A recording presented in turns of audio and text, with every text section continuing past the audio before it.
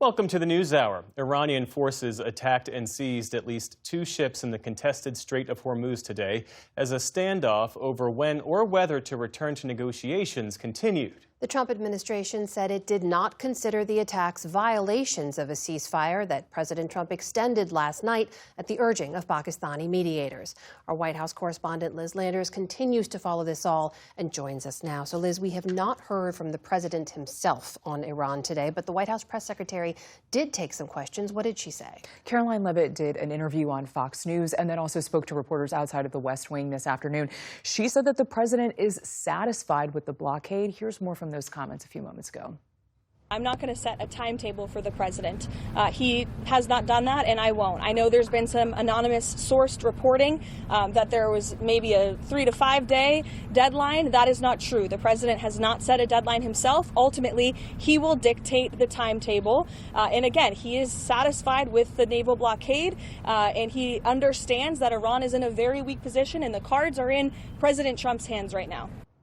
Levitt said that the United States has been clear in its demands and red lines. Right now, one of those we know, Amna, is that Iran must agree to turn over their enriched uranium before, as part of these negotiations. The president has said that in the past.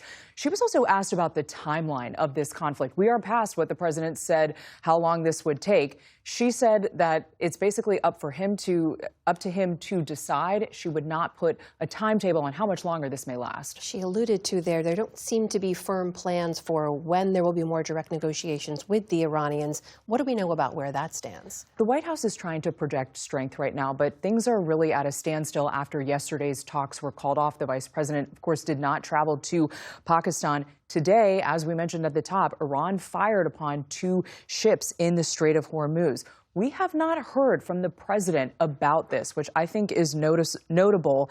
And the U.S. does not think that firing on those boats is a violation of the ceasefire because they were not U.S.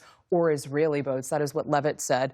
The U.S., though, has attacked Iranian-flagged ships in the last few days. We've covered that. And within the last few minutes, Reuters has reported that the U.S. military has intercepted 3 Iranian ships in Asian waters today. So more action on this happening outside of the strait and outside of the region, too.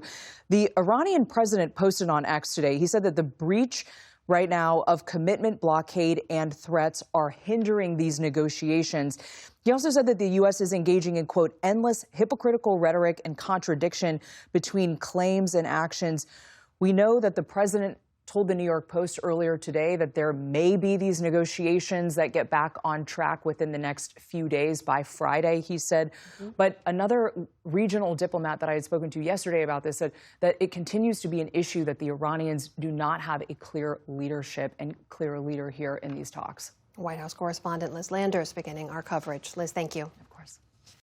Support journalism you trust. Support PBS News. Donate now, or even better, start a monthly contribution today.